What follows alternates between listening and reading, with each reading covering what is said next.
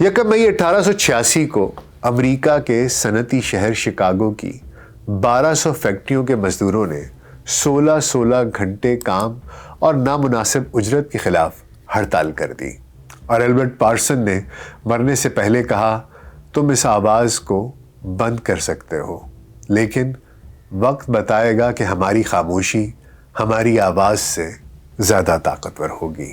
حکمران، صنعت کار اور سرمایہ دار مزدوروں کی خون پسینے کی کمائی سے محل تعمیر کر رہے ہیں۔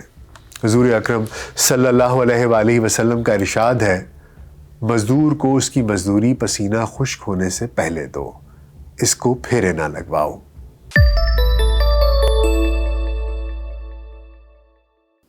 VLC پوڈ کاسٹ پر ڈاکٹر ناصر بیگ کے ساتھ خاکسار آپ کی خدمت میں حاضر ہے۔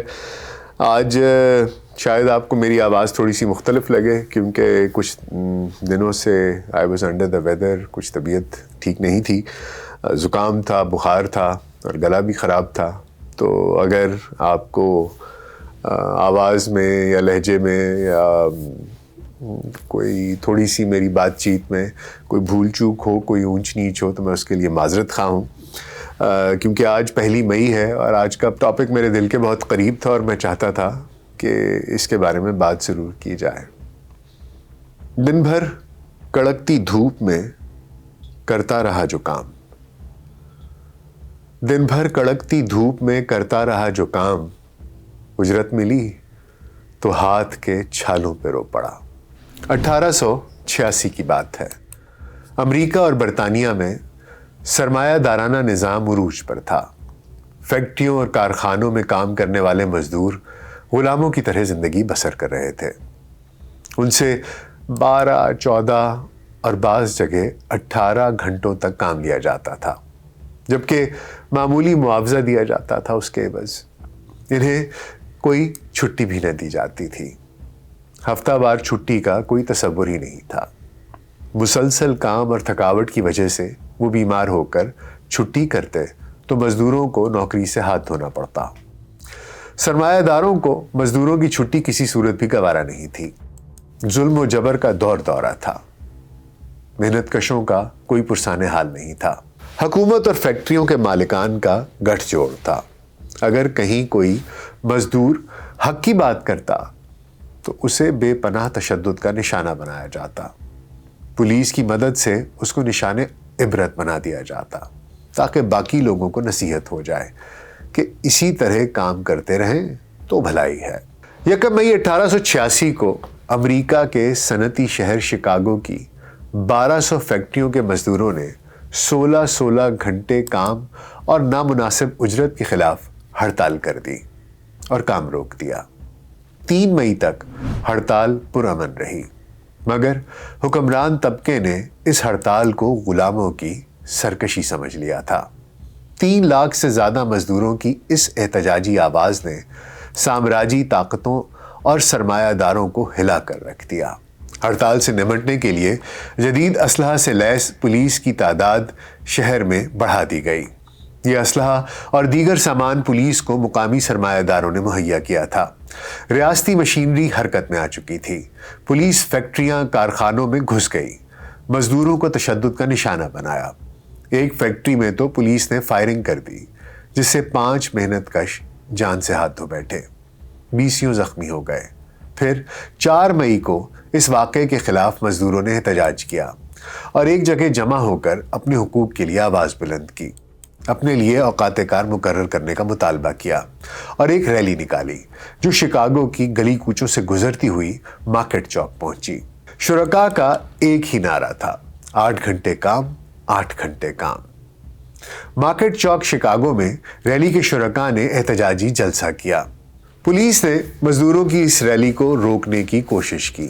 ایک پولیس آفیسر کیپٹن بون اسلحہ سے لیس 180 سپاہیوں سمیت جلسہ گاہ میں داخل ہوا اور جلسہ ختم کرنے کا حکم دیا۔ اس وقت جلسے کے آخری مقرر سیموئل فلیڈن تقریر کر رہے تھے کہ ایک گرینیڈ دھماکہ ہوا اور پولیس اہلکار جہاں بھاگ ہو گیا۔ بس حکمرانوں کو بہانہ مل گیا۔ اس واقعے کا الزام مزدوروں پر لگا دیا گیا کہ مزدوروں نے بم حملہ کیا ہے۔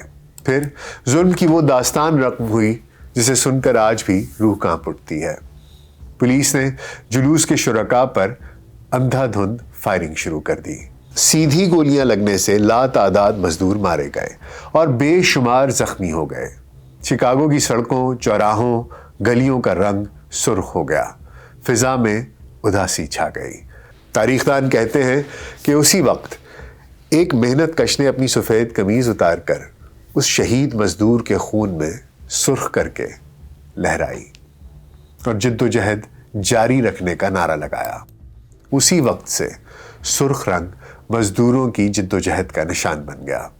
اس وقت سے آج تک ہر دور میں مزدور تحریک کا جھنڈا سرخ رنگ کا ہی رہا ہے۔ اس حملے کو بہانہ بنا کر پولیس نے گھر گھر چھاپے مارے اور مزدور رہنماؤں کو گرفتار کر لیا۔ ایک جعلی مقدمے میں 8 مزدور رہنماؤں کو سزائے موت سنا دی گئی، جن میں Albert Parsons, August spies, Adolph Fischer اور جارج اینجل کو 11 نومبر 1887 کو پھانسی دی گئی۔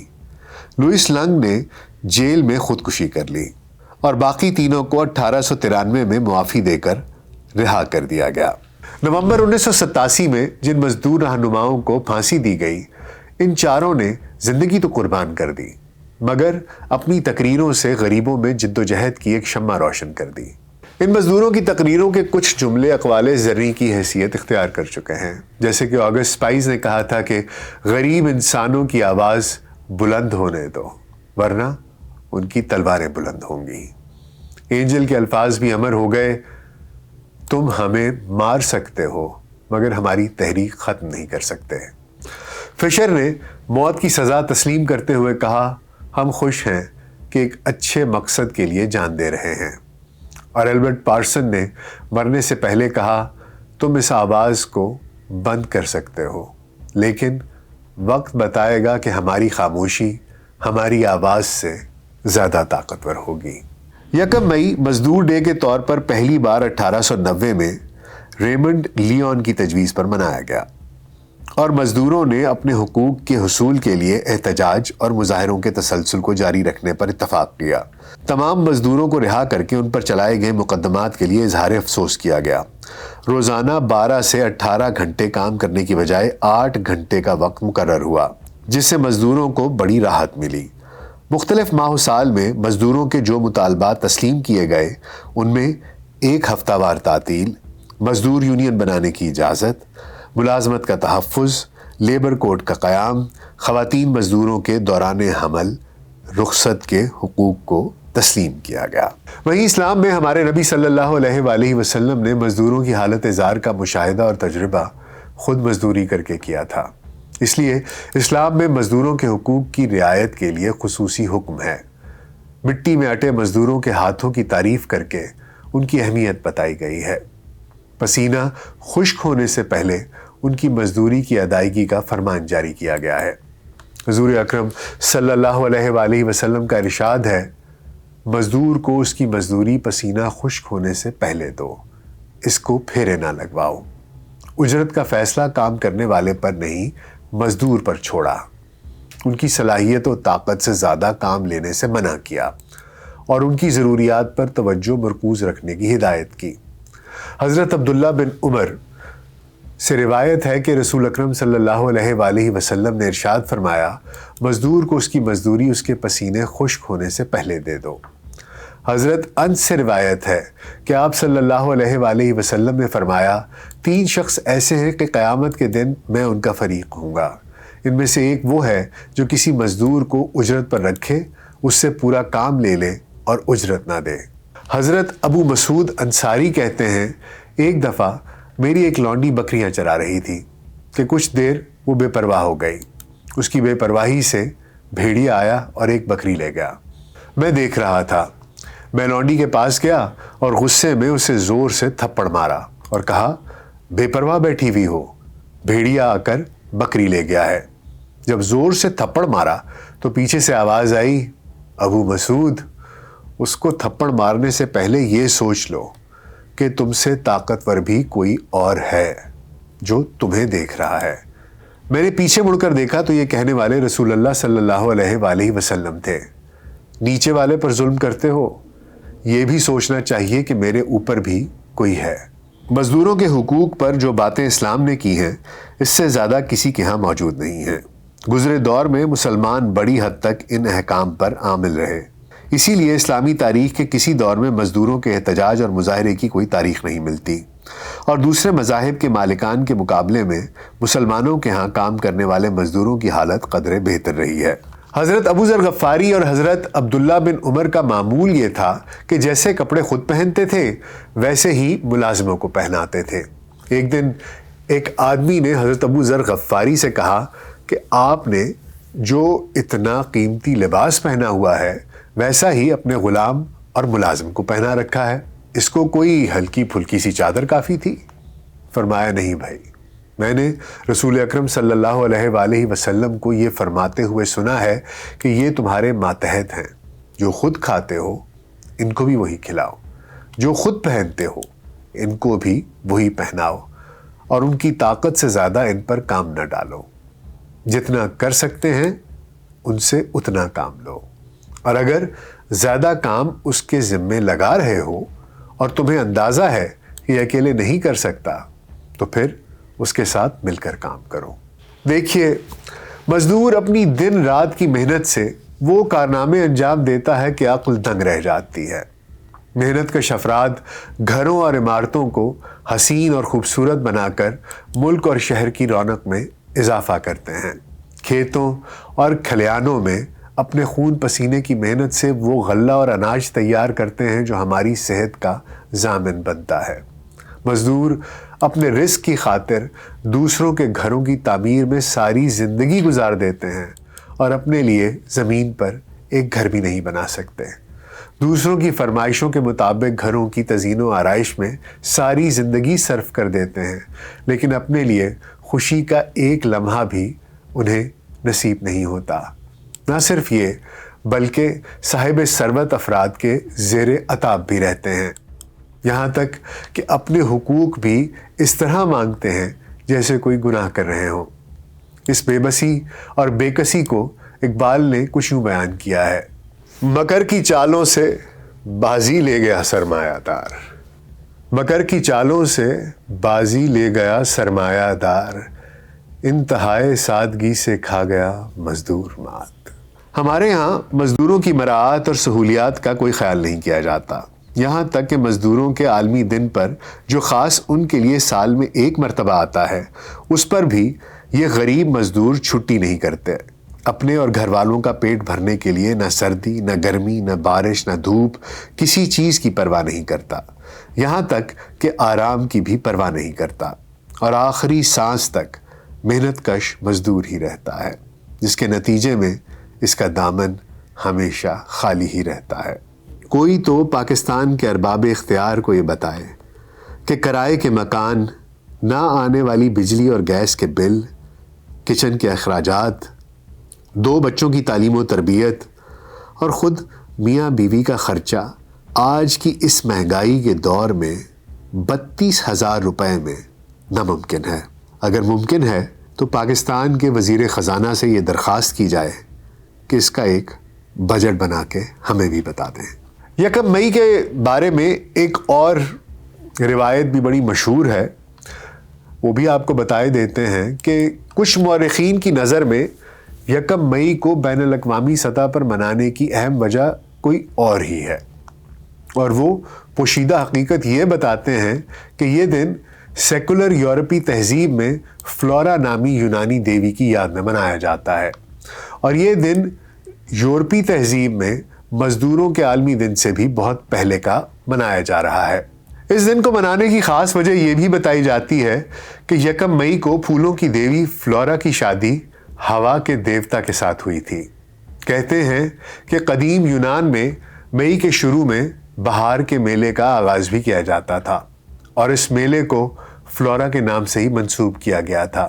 یہ میلہ یورپ کے متعدد علاقوں میں آج بھی منایا جاتا ہے۔ ڈاکٹر محمد ساجد خاکوانی کے مطابق عیسائیت مذہب کے لٹریچر میں پھولوں کی اس ملکہ کو ملکہ مئی بھی کہا جاتا ہے، اور یونان کی قدیم کہانیوں میں پھولوں کی اس دیوی فلورا کو ہرکولیز کا دوست بھی بتایا جاتا ہے۔ اصل راز کیا ہے یہ ایک لمبی بحث ہے اور خدا ہی جانتا ہے، لیکن کنسپریسی تھیورسٹ جہاں پر بھی ان کو موقع ملتا ہے ایک آلٹرنیٹیو بیان لے ہی آیا کرتے ہیں۔ مگر یہ حقیقت تو سب پر عیاں ہے کہ مئی کے مہینے میں معصوم محنت کش سرمایہ داروں کی انا اور خود غرضی کی بھینٹ چڑھے، تشدد کیا گیا، بعد میں انہیں تختہ دار پر لٹکایا بھی گیا۔ ہم سب کو مزدور طبقے کی حوصلہ افزائی کرنی چاہیے۔ محنت کش کسی بھی ملک کی تعمیر و ترقی میں ایک اہم کردار ادا کرتے ہیں۔ مزدوروں کے ساتھ مل کر ان کا عالمی دن منائیں، مگر ہماری سوچ کا پہلو مثبت ہونا چاہیے نہ کہ منفی۔ آج بھی حکمران، صنعت کار اور سرمایہ دار مزدوروں کی خون پسینے کی کمائی سے محل تعمیر کر رہے ہیں، جبکہ محنت کشوں کے پاس سر چھپانے کے لیے چھت اور تن ڈھانپنے کے لیے کپڑا تک نہیں ہے۔ مزدور دن رات محنت کے باوجود تنگ دستی اور معاشی بدحالی کا شکار ہیں۔ حکومت کو چاہیے کہ محنت کشوں کے لیے ایسی پالیسیاں بنائے جن کے تحت مزدور طبقے کی نہ صرف حوصلہ افزائی ہو سکے بلکہ وہ بہتر طریقے سے اپنے گھر والوں کے اخراجات بھی اٹھا سکیں۔ قیام پاکستان سے لے کر اب تک 6 لیبر پالیسیاں تشکیل پا چکی ہیں۔ ذوالفقار علی بھٹو کے دور میں مزدوروں کی حالت قدرے بہتر ہوئی۔ مزدوروں کی بہبود اور رہائش کے لیے ورکرز ویلفیئر فنڈز قائم کیے گئے، لیبر کورٹس قائم کی گئی اور مزدوروں کو انتظامیہ میں 20% تک نمائندگی کا موقع دیا گیا۔ ذوالفقار علی بھٹو کے دور حکومت 1972 میں بنائی گئی لیبر پالیسی کے علاوہ باقی سب پالیسیاں صرف کاغذی کارروائی تک ہی محدود رہیں اور کسی پالیسی پر عمل درآمد ہوتا نظر نہیں آیا۔ مجھے اپنے بچپن میں یاد ہے بڑے بزرگ یہ گلہ کیا کرتے تھے کہ بھٹو نے غریبوں کے منہ میں زبان دے دی ہے۔ اب یہ ہمارے سامنے کھڑے ہو کر بحث کرتے ہیں، اپنا حق مانگتے ہیں۔ اس میں کوئی شک نہیں کہ محنت کشوں نے بہت سی کامیابیاں حاصل کی ہیں۔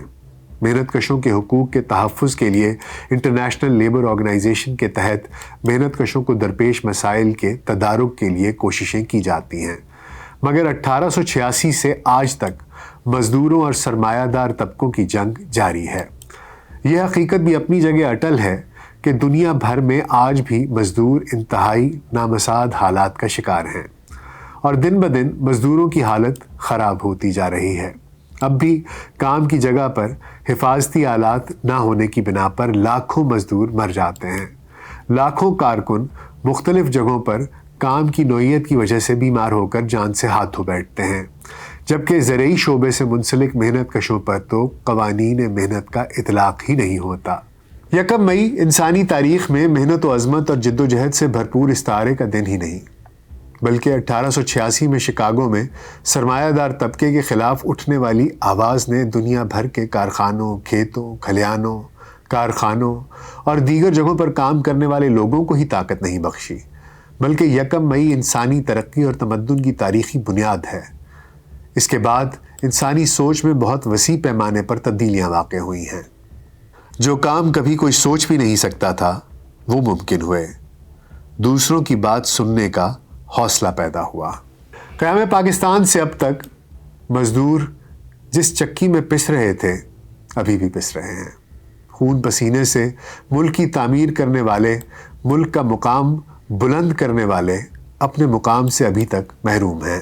ملک کو ترقی کی راہ پر گامزن کرنے کے لیے ضروری ہے کہ انہیں بھی وہی حقوق دیے جائیں جو آج کی مضبوط ترین اقتصادی قوت چین نے اپنے ملک کے محنت کشوں کو دے رکھے ہیں، ورنہ ہر سال 1 مئی یوم مزدور کے موقع پر محض چھٹی کرنے اور تقاریر کرنے سے کچھ حاصل نہ ہوگا۔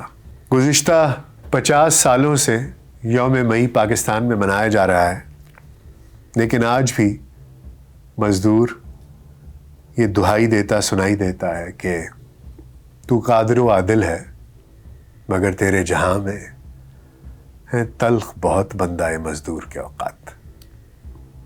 اپنا بہت خیال رکھیے گا۔ شکریہ۔